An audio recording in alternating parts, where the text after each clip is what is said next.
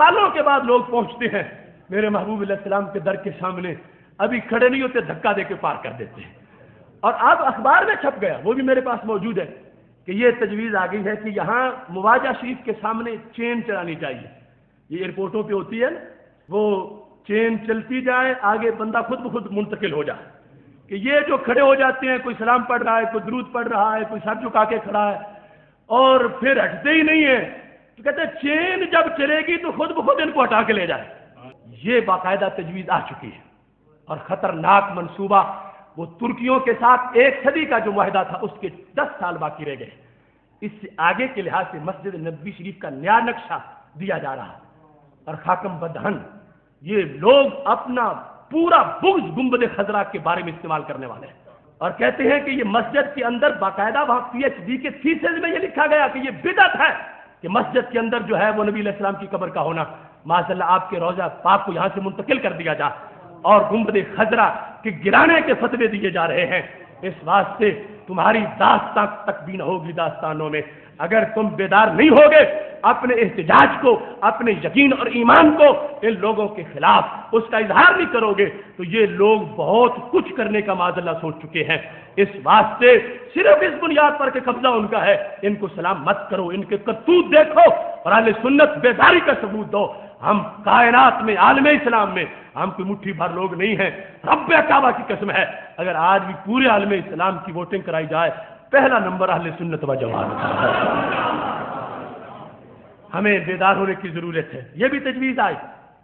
اور وہ تجویز میں سمجھتا ہوں وہ کبھی نہیں مانیں گے۔ وہ کیا تھی؟ اخبار المدینہ میں چھپی کہ حاضری کے لیے کچھ اور جگہ اوپن کر دی جائے مواجہ شریف کے لیے، مثلا جو قبلے والی دیوار ہے جہاں انہوں نے رسی باندھی ہوتی ہے اور 3-4 مستنڈے کھڑے کیے ہوتے ہیں کہ جو سلام پڑھنے لگے اس کو کہتے ہیں ہٹ جا پیچھے، تو اخبار نے کہا کہ وہاں حاضری کی اجازت دی جائے کہ پھر ڈبل لوگ حاضری دے سکیں گے، جتنے دیوار کے اندر جالی کے سامنے کھڑے ہیں اتنے ہی دیوار کے باہر بھی کھڑے ہوں گے، تو وہ بھی حاضری دے رہے ہوں گے، تو رش کا جو تم شکوہ کرتے ہو کہ رش ہو جاتا ہے اور تبدیلی کرنی چاہیے تو وہ شکوہ ختم ہو جائے گا۔ اب یہ تجویز جو ہے یہ ان کے مفتیوں کے یقین کو ختم کر دے گی، کیونکہ ان کے نزدیک جب آج وہاں کھڑا ہونا حرام ہے، کہتے ہیں کیوں کھڑے ہو، کچھ نہیں یہاں پر،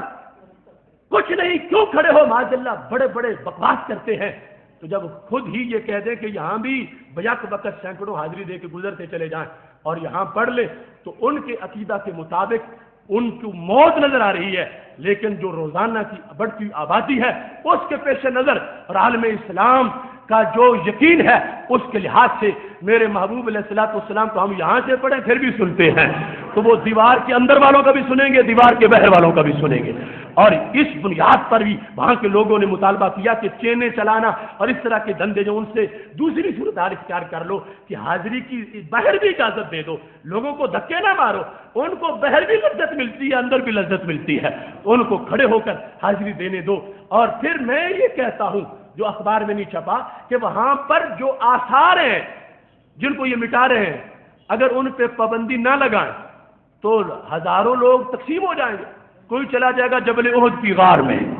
کوئی چلا جائے گا غار مرسلات میں، کوئی مسجد فتح میں، یعنی اس طرح ڈیوائیڈ ہو جائیں گے تو پھر بھی بیک وقت ہزاروں لوگوں کی پیاس بجھتی رہے گی۔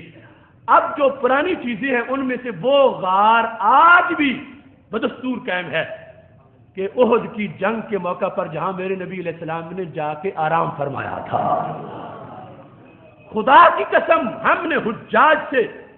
مجھے پہلے نہیں جانا ہوا، ایک مرتبہ ہم قریب جا چکے تھے کہ ہمیں وہاں سے واپس ہٹایا گیا، اور اس سال میں اس میں سے ہو کے آیا ہوں، وہاں کی بکریوں کی مینگنیاں لوگوں نے یہاں بوتلوں میں سنبھالی ہوئی اور جب ڈھکن کھولتے ہیں سارا گھر خوشبو سے بھر جاتا ہے۔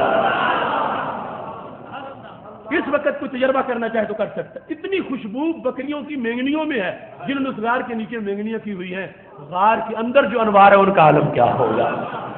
اب وہاں پر پابندی ہے کہ کوئی اس غار میں نہ جاؤ، مسجد فتح، دیگر کتنے معاصر اور حضرت ابو ایوب انصاری رضی اللہ تعالیٰ عنہ کا گھر چن چن کے ختم کیا جا رہا، اور افسوس یہ ہے کہ امریکہ کے کہنے پر وزارت سیاحت نے پہلے انبیاء علیہ السلام کے جو آثار تھے ان کو زندہ کرنے کے لیے کام شروع کیا، اور باقاعدہ سیڑھیاں بنا کے پہاڑوں پہ قوم شعیب علیہ السلام، قوم صالح علیہ السلام، ان کی آثار کے لیے اہتمام کیا جا رہا ہے، اور باقاعدہ فوج ساتھ جا کے وہ دکھاتی ہے، اور میرے نبی علیہ السلام جن کے صدقے سب کچھ ہے ان کی ہر نشانی کو مٹایا جا رہا ہے۔ افسوس، صد افسوس اس بات پر۔ اب یہ دیکھو وزارت سیاحت نے یہ خیبر کا تعارف شائع کیا، اس میں سامنے تمہیں پہاڑ نظر آ رہے ہیں، یہودیوں کی بستیاں دکھائیں، ان کی نشانیاں دکھائیں، مگر افسوس ہے یہی انداز جب مدینہ شریف کے بارے میں ہے۔ مدینہ شریف کا تعارف کوئی جائے تو اسے کیا ہے، اس میں ایک بھی نشانی میرے نبی علیہ السلام کی نہیں دی۔ یہ میرے پاس وہ پڑا ہے، اس میں صرف ہوٹلوں کے ایڈریس دیے، اس میں بازاروں کے پتے دیے، اس میں مختلف سیر گاہیں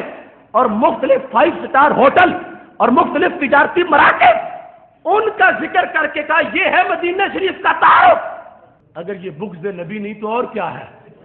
اگر خیبر کے تعارف میں یہودیوں کی بستیوں کی نشانیاں دکھا کر سیاحوں کو متوجہ کیا جا سکتا ہے تو پورا عرب شریف تو میرے محبوب کے قدموں کی علامتوں سے بھرا ہوا ہے صلی اللہ علیہ وسلم۔ ان کو ظاہر کرنا چاہیے اور ان کو لوگوں کے سامنے پیش کرنا چاہیے۔